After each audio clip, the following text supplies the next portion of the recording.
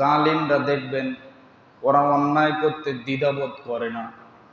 একজন যদি আর একজনের পক্ষ নেয়, পক্ষপাতিত্ব যখন আসবে তখন দেখবেন ওই মানুষটার শুধু ক্ষতি করবে, করে কি করে না।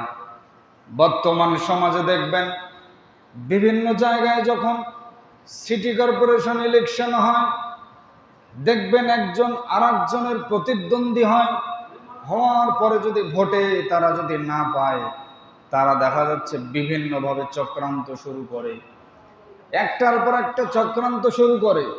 আবার দেখবেন ভোটের সময় বিভিন্ন জায়গায় আগুন লাগাইয়া মানুষকে কষ্ট দেওয়ার পর এরপরে দেখা যায় যারা কর্মী হয়েছে, যারা ক্যান্ডিডেট রয়েছে তাদেরকেও মারে। এরকম রেকর্ড আছে না নাই? কিছুদিন আগে দেখবেন বরিশালের সিটি কর্পোরেশন ইলেকশনে একজন হাতপাখা পথিক মার্কা, হাতপাখা মার্কার ইলেকশনে বিভিন্ন ফুটেজ আপনারা দেখেছেন।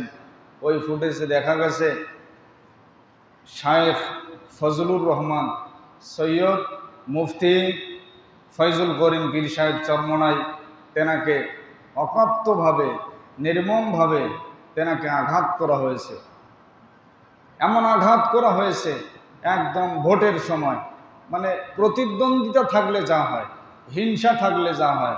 রসুল বলছেন যে ক্বালান নবিয়্যু সাল্লাল্লাহু আলাইহি সাল্লাম ইয়াকুমুল হাসাদা ফাইন্নাল হাসাদা ইয়াকুলুল হাসানাত কামা তাকুলুন নারুল হাতাব। তোমরা হিংসা করো না, হিংসা থেকে তোমরা বিরত থাকো, তার কারণ এই হিংসা হচ্ছে সমস্ত ঈমান ধ্বংস করে দেবে। তুমি যে ইবাদতগুলো করবা, সমস্ত ইবাদতগুলো শুকনো কাঠের মতো।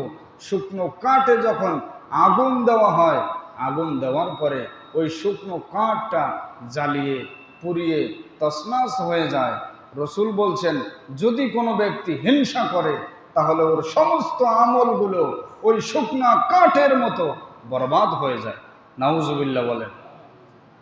দেখুন সমাজে চরমনাইর পীর সাহেব যখন ইলেকশন করল, প্রতিদ্বন্দ্বী দলের লোকেরা তাকে নির্মমভাবে নির্যাতন করলো, তার মুখের ভিতরে তার ঘুষি মেরেছে, তার নেতাকর্মীরা আহত হয়েছে।